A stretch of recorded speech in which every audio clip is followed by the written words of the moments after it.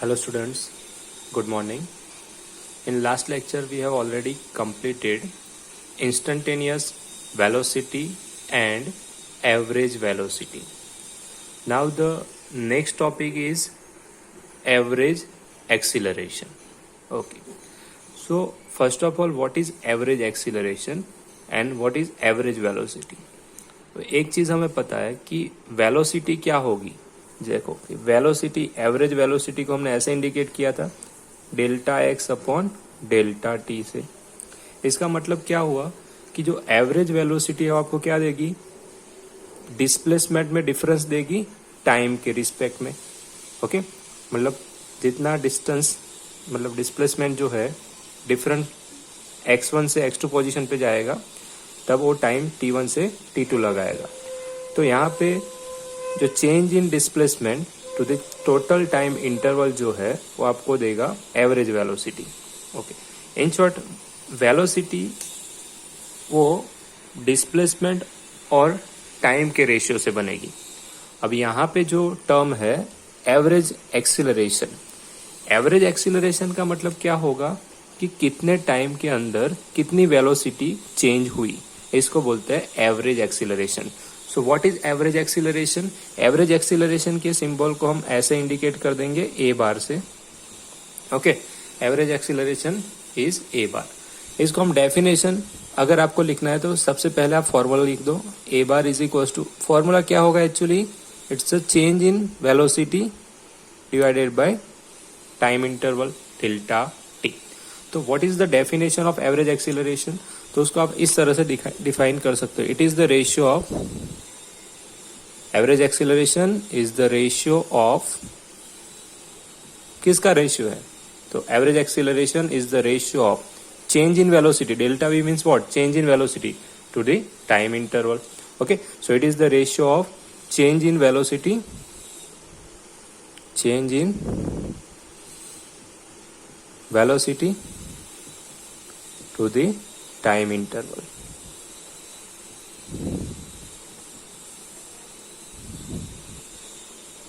Okay, so average acceleration is the ratio of change in velocity to the time interval. मतलब उसका formula क्या आ जाएगा, a bar is equal to delta v upon delta t. समझ लो कि मैं यहाँ पे कंसिडर कर रहा हूँ कि कोई एक कार t1 टाइम पे v1 वेलोसिटी से मूव कर रही है. ओके, कुछ टाइम के बाद, मतलब कि जो टाइम है वो चेंज होगा t1 से t2. तब टाइम चेंज होगा तब वेलोसिटी भी चेंज होगी v1 से v2 में. तो एक चीज आपको याद रखनी है, जब वेलोसिटी चेंज होती है then and then acceleration will create या प्रोड्यूस. सो t1 पे v1 वेलोसिटी थी, t2 पे वेलोसिटी आई v2. तो यहाँ पे अगर हमें एवरेज एक्सीलरेशन निकालना है तो एवरेज एक्सीलरेशन को हम, फॉर्मूला इस तरह से है delta V by delta T.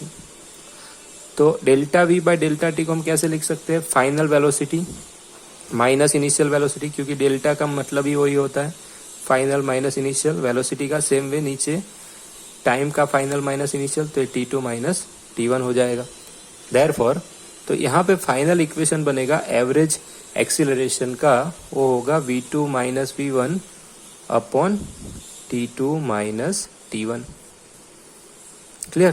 तो a bar is equal to क्या आया, a bar is equal to आया v2 minus v1 upon t2 minus t1.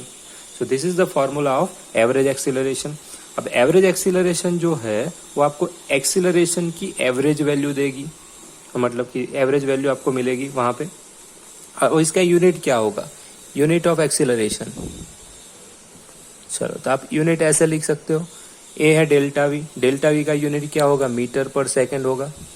और नीचे और डेल्टा टी है तो एक और सेकंड ऐड हो जाएगा. तो फाइनल यूनिट जो बनेगा वो बनेगा metre per second square. So the unit of acceleration या तो एवरेज एक्सीलरेशन क्या होगा, तो होगा मीटर पर सेकंड स्क्वायर. ये चीज आपको याद रखनी है. ओके, सो ये हो गया आपका एवरेज एक्सीलरेशन.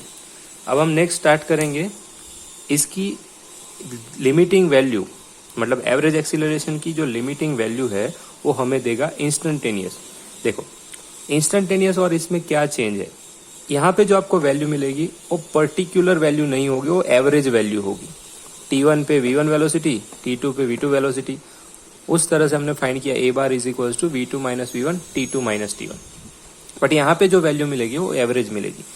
बट कई बार हमें एग्जैक्ट पर्टिकुलर टाइम पे कितनी वेलोसिटी है या तो कितना एक्सीलरेशन है वो चाहिए, तो उसके लिए हमें करना पड़ेगा instantaneous acceleration. Instant, at an instant, मतलब ये जो इंस्टेंटेनियस एक्सीलरेशन है हर एक पर्टिकुलर टाइम इंटरवल में आपको वैल्यू देगा। So next part is instantaneous acceleration. तो उसको भी हम देख लेते हैं।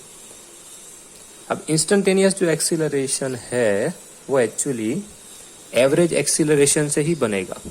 एवरेज एक्सीलरेशन का लिमिटिंग वैल्यू है। ओके, चलो। सो नेक्स्ट जो है एक्सीलरेशन में वो है इंस्टेंटेनियस। Instantaneous acceleration. ओके, अब इंस्टेंटेनियस एक्सीलरेशन को हम इंडिकेट करेंगे सिंबल स्मॉल a से। यहाँ पे बार बार कुछ लिखने की जरूरत नहीं है। तो इसको नॉर्मली आप ऐसे लिख सकते हो, व्हाट इज इंस्टेंटेनियस एक्सीलरेशन। तो आप ऐसे लिख सकते हो, it is the limiting value of, it is the limiting value of average acceleration. Okay, जो एवरेज एक्सीलरेशन है उसका लिमिटिंग वैल्यू आपको क्या देगा, इंस्टेंटेनियस एक्सीलरेशन।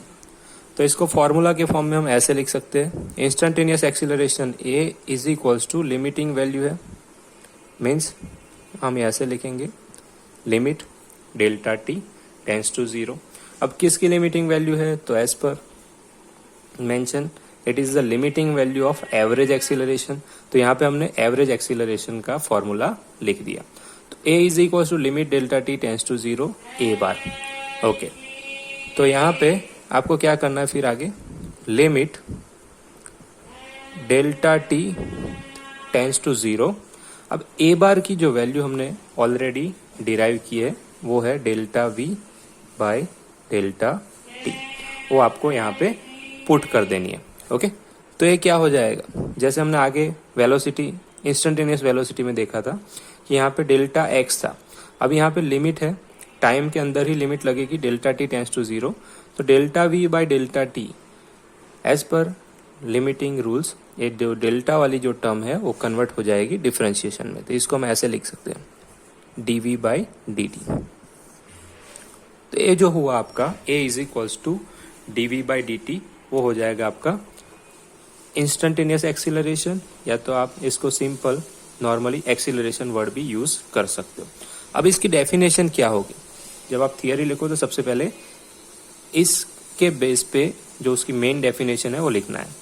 तो हम इसकी डेफिनेशन कैसे लिख सकते हैं, तो देखो ये टाइम है, ये वेलोसिटी है। d बाई डी टी का मतलब होता है टाइम के रिस्पेक्ट में वेलोसिटी चेंज होगी। एक सिंपल चीज आपको याद रखनी है, अगर वेलोसिटी टाइम के रिस्पेक्ट में चेंज होती है तो ही एक्सीलरेशन को प्रोड्यूस करेगी। Okay, so a is equal to dv by dt को हम इस तरह से लिख सकते हैं, the time rate of change of, the time rate of change of velocity is known as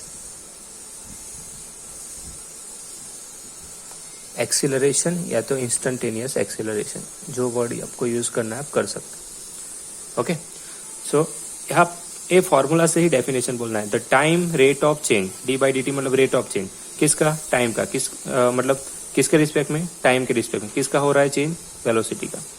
so the time rate of change of velocity is known as a acceleration. एक a method है। दूसरा method क्या होगा, आप उल्टा भी लिख सकते हो, the change in velocity okay with respect to timing is known as a acceleration. Okay, तो दो डेफिनेशन आप जो सही लगे आप अप्लाई कर सकते हो, बट ये इजी रहेगा, the time rate of change of velocity is known as a acceleration. Clear. तो इसका जो यूनिट होगा same as a average acceleration, unit होगा metre per second square. Clear. तो ये चीजें आपको याद रखनी है कि इंस्टेंटेनियस एक्सीलरेशन क्या है एंड एवरेज एक्सीलरेशन क्या है। क्लियर। अब हम इसके जो ग्राफ है उसके बारे में थोड़ा स्टडी करते हैं, क्योंकि अगर पोजीशन चेंज होगी तो कैसा ग्राफ बनेगा, बॉडी रेस्ट पे है तो कैसा ग्राफ बनेगा, ओके, और बॉडी नॉन यूनिफॉर्म मोशन में है तो कैसा ग्राफ बनेगा, तो उसके बारे में थोड़ा डिस्कशन करते हैं। नेक्स्ट जो है वो आपको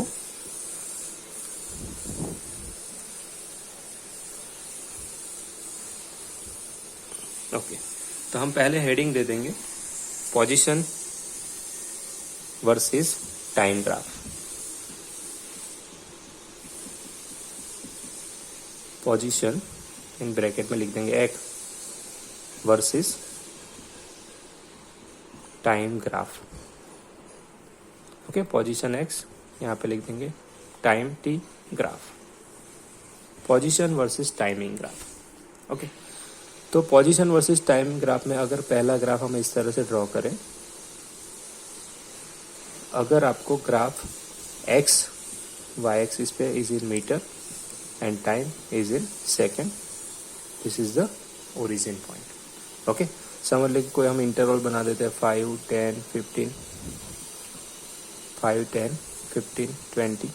यहाँ पे मीटर का भी डिस्टेंस बना देते हैं, 10 मीटर का हम ले लेंगे, 10, 20, 30, 40। ओके, अगर कोई ऑब्जेक्ट मूव कर रहा है किस तरह से, देखो अगर किसी भी मोशन का ग्राफ आपको ऐसे स्ट्रेट लाइन मिल रहा है, ओके, ऐसे मोशन का ग्राफ आपको स्ट्रेट लाइन मिल रहा है, इसका मतलब क्या हुआ कि समझ लो एक पॉइंट मैं यहाँ पे इंडिकेट कर देता हूँ। तो 5 सेकंड में उसने 10 मीटर डिस्टेंस कवर किया। नेक्स्ट आप देखोगे तो नेक्स्ट 5 सेकंड में, मतलब 5 + 5 10 सेकंड, 10 सेकंड में उसने डिस्टेंस कवर किया 20 मीटर। मतलब इन दोनों के बीच का डिफरेंस कितना है 10, और इन दोनों के बीच का डिफरेंस कितना है 5। नेक्स्ट में भी आप देखोगे नेक्स्ट 5 मिनट में अगेन कितना डिस्टेंस कवर कर रहा है, नेक्स्ट 5 मिनट में वो कितना डिस्टेंस कवर कर रहा है। ओके, तो सब पॉइंट पे उसके पॉइंट है, ये जो पॉइंट है आप यहाँ पे देख सकते हो कि हर 5 सेकंड में बॉडी 10 मीटर का डिस्टेंस कवर करके ऊपर जा रही है। ओके, तो इन शॉर्ट इस ग्राफ का अगर हम स्लोप निकालें, ओके, स्लोप निकलता है y/x एक्सिस से, तो यहाँ पे y के कोई भी 2 पॉइंट हम ले लेंगे। समझ लो कि मैंने ये 2 पॉइंट ले लिए। ओके, तो a हो गया आपका डेल्टा x और यहाँ पे हो गया आपका डेल्टा t। चलो, तो स्लोप यहाँ पे y/x, y एक्सिस पे है पोजीशन, x एक्सिस पे टाइम, तो स्लोप इज इक्वल टू क्या हो जाएगा delta x upon delta t। तो स्लोप को मैं ऐसे लिख सकता हूँ, डेल्टा x को मैं लिख दूंगा x2 - x1 upon t2 - t1। Therefore अब x2 क्या है, ओके, समझ लो आपका x1 है और ये आपका x2 है, तो ये x2 है 30 माइनस x1 है 10। ओके, अब x2 है उस वक्त टाइम कितना था 15 और x1 के वक्त है 5, तो यहाँ पे आ जाएगा 15 - 5। तो यहाँ पे जो स्लोप मिलेगा आपको वो कितना मिलेगा 30 - 20 डिवाइडेड बाई 10। तो आप यहाँ पे देख सकते हो कि ये जो स्लोप मिला आपको 2, अब यहाँ पे मीटर पर सेकंड यूनिट होगा क्योंकि ये मीटर में है और ये सेकंड में, तो 2 मीटर पर सेकंड। तो जो स्लोप की वैल्यू आपको मिली वो 2 मीटर पर सेकंड।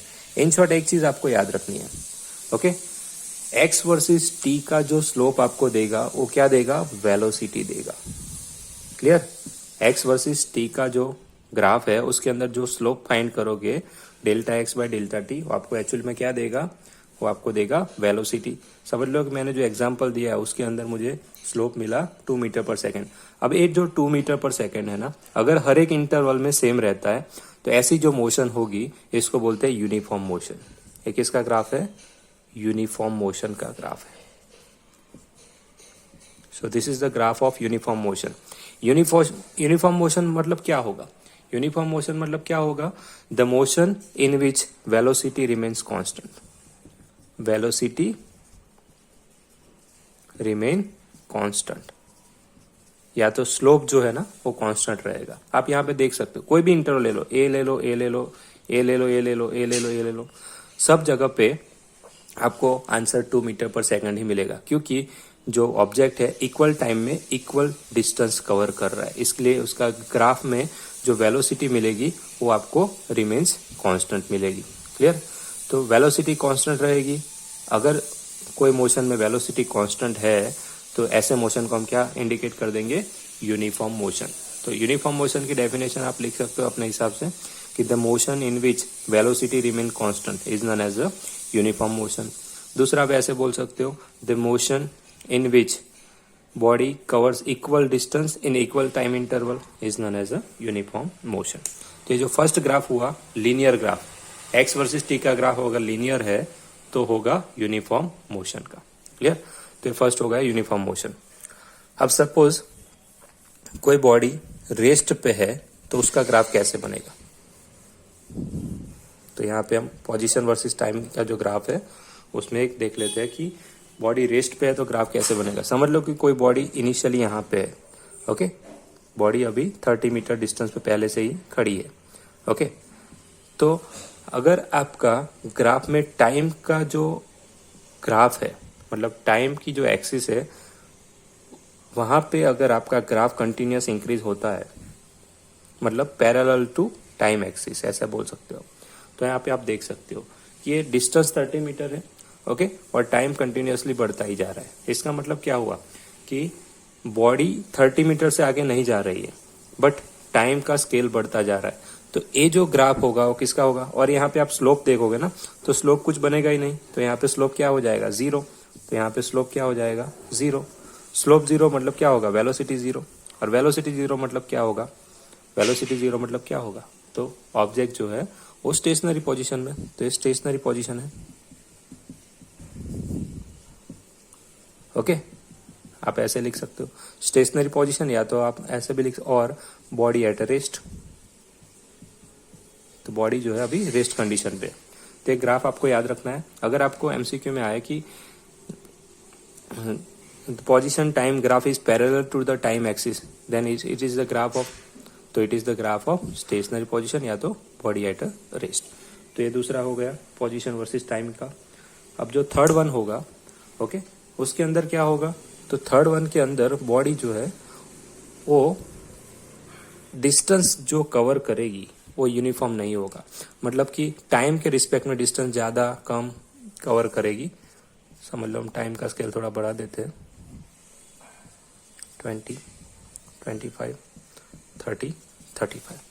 अगर आपका कोई मोशन शुरुआत में, मतलब स्टार्टिंग में थोड़ा सा लीनियरिटी है, बट उसके बाद अगर इस तरह का कोई मोशन बन रहा है, ओके, तो यहाँ पे आप देख सकते हो कि टाइम के रिस्पेक्ट में जो डिस्टेंस है वो ज़्यादा कम हो रहा है।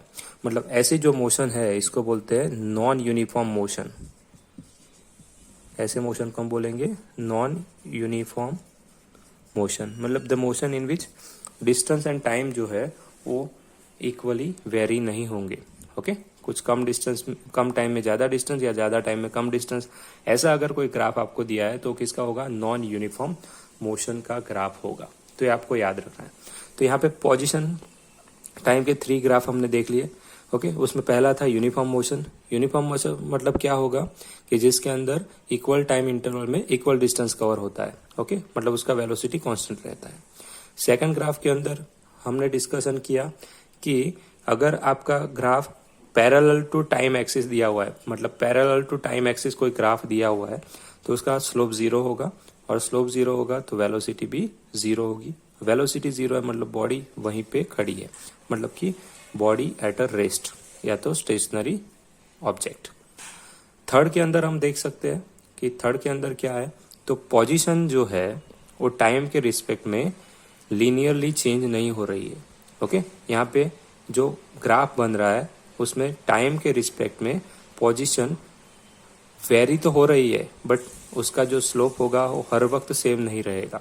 मतलब कि वेलोसिटी जो है वो कांस्टेंट नहीं है, वेलोसिटी कंटिन्यूसली चेंज होती रहती है, ओके। तो ऐसी जो मोशन होगी, ऐसे मोशन को हम बोलेंगे नॉन यूनिफॉर्म मोशन। क्लियर? तो ये नॉन यूनिफॉर्म मोशन का ग्राफ है वो आपको याद रखना है। कई बार एमसीक्यू में ड्रॉ करके दे देंगे और बोलेंगे कि this position time graph is for which, okay. तो आपको याद रखना है कि ये नॉन यूनिफॉर्म मोशन का ग्राफ है। क्लियर? तो ये हो गया आपका 3 ग्राफ।